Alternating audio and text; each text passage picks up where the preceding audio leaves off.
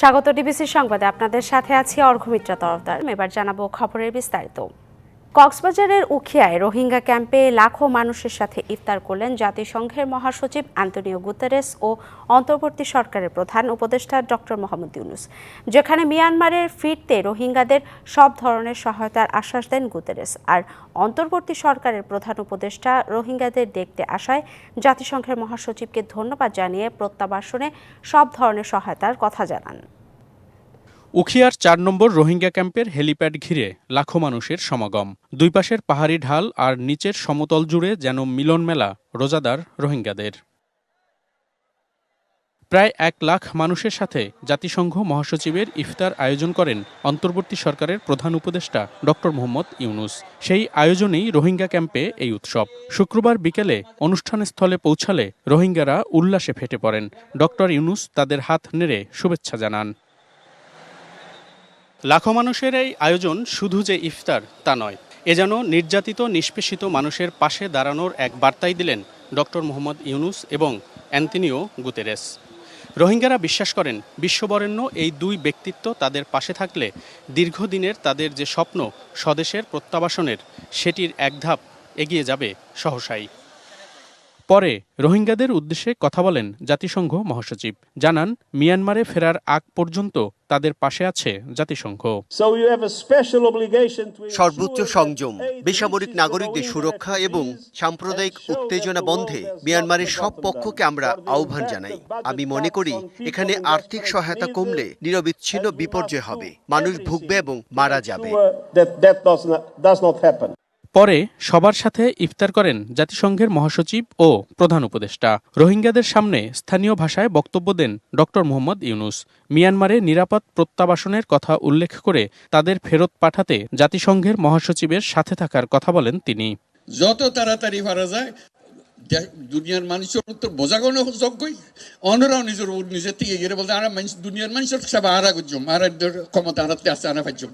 আগামী বছর রোজার ঈদে রোহিঙ্গাদের মিয়ানমারেই জাতিসংঘের মহাসচিবকে সংবর্ধনা দেওয়ার আহ্বান জানান ডক্টর মোহাম্মদ ইউনুস। প্রতিউত্তরে সামনের বছর মিয়ানমারে রোহিঙ্গাদের সাথে ইফতার করার ইচ্ছার কথা জানান অ্যান্তনিও গুতেরেস।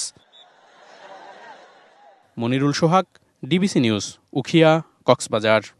বিভিন্ন রাজনৈতিক দলের প্রতিনিধিদের সাথে আজ বৈঠক করবেন সফররত জাতিসংঘের মহাসচিব অ্যান্তনিও গুতেরেস। দুপুরে বিএনপি মহাসচিব মির্জা ফখরুল ইসলাম আলমগীর সহ দলটির প্রতিনিধিরা বৈঠকে অংশ নেবেন। এর আগে সকালে জাতিসংঘের ঢাকা কার্যালয় পরিদর্শন করবেন তিনি। দুপুরে রাজধানীর ইন্টারকন্টিনেন্টাল হোটেলে জাতীয় ঐকমত্য কমিশন ও সুশীল সমাজসহ বিভিন্ন রাজনৈতিক দলের প্রতিনিধিদের সঙ্গে গোলটেবিল বৈঠকে অংশ নেবেন গুতেরেস। বিকেলে পররাষ্ট্র উপদেষ্টার সাথে এক যৌথ প্রেস ব্রিফিংয়ে যোগ দেবেন জাতিসংঘ মহাসচিব। যোগ দেবেন প্রধান উপদেষ্টা আয়োজিত ইফতার অনুষ্ঠানে। রবিবার বাংলাদেশ ছাড়বেন জাতিসংঘের মহাসচিব অ্যান্তনিও গুতেরেস।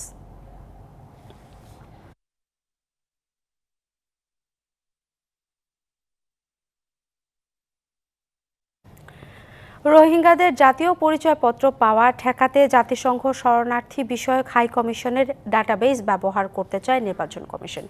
ইউএনএইচসিআর ছাড়া বাংলাদেশে রোহিঙ্গাদের আর কোনো পূর্ণাঙ্গ ডাটাবেস নেই। এতে রোহিঙ্গাদের আঙুলের ছাপ দিয়েই তাদের শনাক্ত করা যাবে। আগামী সোমবার ইউএনএইচসিআর এর প্রতিনিধি দলের সাথে বৈঠকে বসতে পারে জাতীয় পরিচয় নিবন্ধন অনুবিভাগ। অর্থের বিনিময়ে রোহিঙ্গাদের জাতীয় পরিচয়পত্র দেওয়ার অভিযোগ অনেক দিনের। এমনকি নির্বাচনী বৈতরণী পার হতেও স্থানীয় অনেক জনপ্রতিনিধির বিরুদ্ধে রোহিঙ্গাদের ভোটার করার অভিযোগ রয়েছে। এখনো প্রায়ই রোহিঙ্গাদের জাতীয় পরিচয়পত্র দেওয়ার খবর আসে গণমাধ্যমে। বর্তমানে বাংলাদেশে আশ্রিত রোহিঙ্গা 12 লাখের বেশি। এই পরিস্থিতিতে রোহিঙ্গাদের ভোটার বানানোর কার্যক্রম ঠেকানোই নির্বাচন কমিশনের বড় চ্যালেঞ্জ। বিষয়টির স্থায়ী সমাধানে জাতিসংঘের শরণার্থী বিষয়ক হাইকমিশন ইউএনএইচসিআর এর শরণাপন্ন হয়েছে নির্বাচন কমিশন।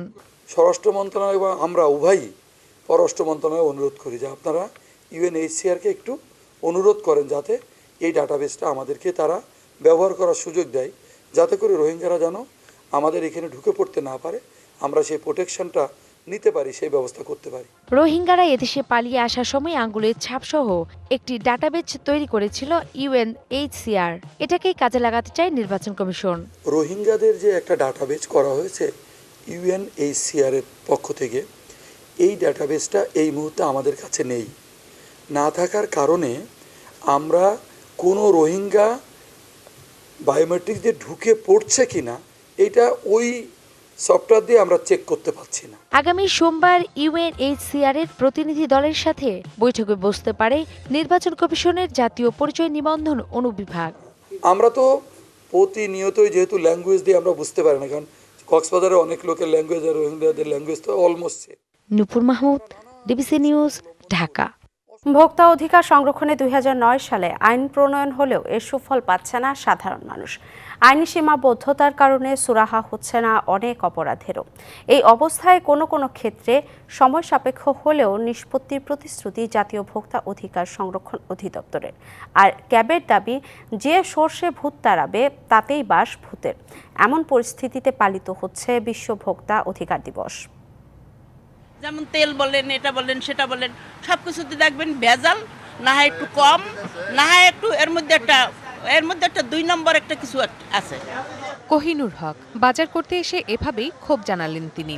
শুধু ওজন কিংবা পরিমাপে কম দেয়া নয়, অসৎ ব্যবসায়ীর চক্করে প্রতিনিয়তই ঠকছেন তার মতো ক্রেতারা। কখনো দাম দিয়ে কিনছেন মানহীন পণ্য, কখনো বা নতুন মোড়কে মেয়াদ উত্তীর্ণ ভেজাল খাবার। তরমুজ তো কেজি হিসাবে বেচার কথা না, কারণ তরমুজ তো আনে পিস হিসাবে। সে পিস হিসাবে 150 টাকা আনলে সে এখানে 400 টাকা করে বেচে। বাচ্চাদের জন্য 2 বক্স চকলেট কিনে বাসায় নিয়ে আসি। রাত 12টার সময়টা যখন খুলি দেখি যে প্রচুর বিশ্রী গন্ধ, ফাঙ্গাস পড়ে গেছে। তো ওনাদের আমি জানানোর চেষ্টা করি, কিন্তু ওনারা তো কলটা রিসিভই করেন না। পরে আমি ভোক্তা অধিকারকে জানাই। ব্যবসায়ীদের এমন অপকর্মের অভিযোগ হরহামেশাই পায় জাতীয় ভোক্তা অধিকার সংরক্ষণ অধিদপ্তর। তবে ই-কমার্স, স্বাস্থ্যসেবা, বাড়ি ভাড়ার মতো খাতে প্রতারিত হলেও ভোক্তার নেই প্রতিকারের পথ। আমার ইভিলিতে আসলে অর্ডার করা ছিল 2021 সালে। আমার অলমোস্ট অনেকগুলো টাকা 4 বছর ধরে ওদের কাছে আছে। এটা যে আমি পাবো কি পাবো না, এটার এখন পর্যন্ত কোনো ঠিক ঠিকানা নাই এবং এটার ব্যাপারে কোনো আপডেটও নাই। সংস্থাটির তথ্য মতে গেল বছরের জুলাই থেকে চলতি বছরের ফেব্রুয়ারি পর্যন্ত অভিযোগ জমা পড়েছে 69,832টি। এর মধ্যে শুধু ই-কমার্স খাতেই অভিযোগ 2 লাখের কাছাকাছি, আর সাধারণ অভিযোগ প্রায় 22,500। এসব অভিযোগের মধ্যে নিষ্পত্তি হয়েছে 19,711টির, প্রক্রিয়াধীন আছে 2,814টি। জাতীয় ভোক্তা অধিকার সংরক্ষণ অধিদপ্তর বলছে, অভিযোগ পেলে আইনি ব্যবস্থা নেওয়া হয়। যদিও আমাদের দায়িত্ব হলো প্রশাসনিক, কিন্তু প্রক্রিয়াটা হলো অনেকটা বিচারিক। এটা আধা বিচারিক বলবো, কোয়াসি জুডিশিয়াল।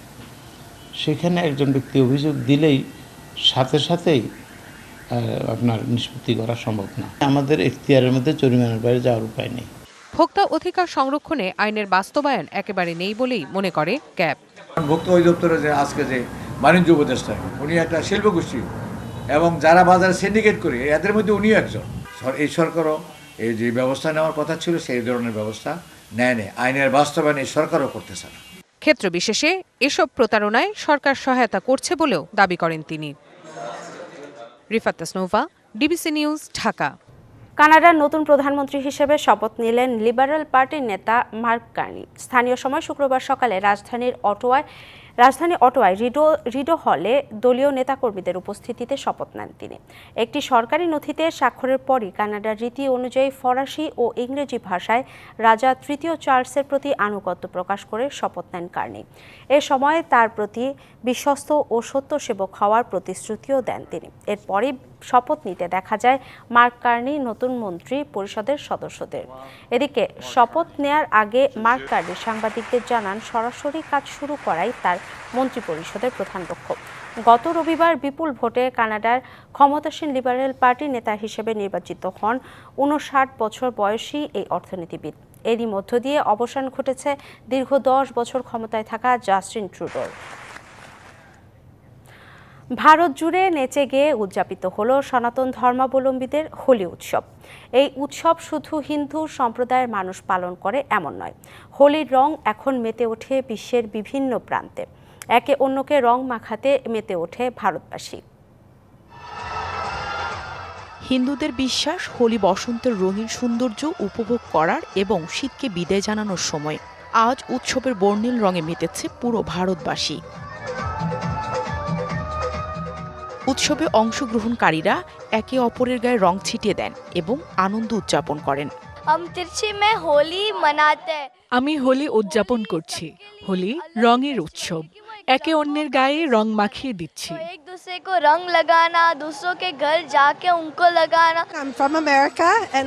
আমি আমেরিকা থেকে এসেছি এবং হোলি উদযাপন করতে এসেছি। এই উৎসবের রঙে আমার মন আনন্দে ভরে গেছে, তাই আমি খুব দারুণ সময় কাটাচ্ছি।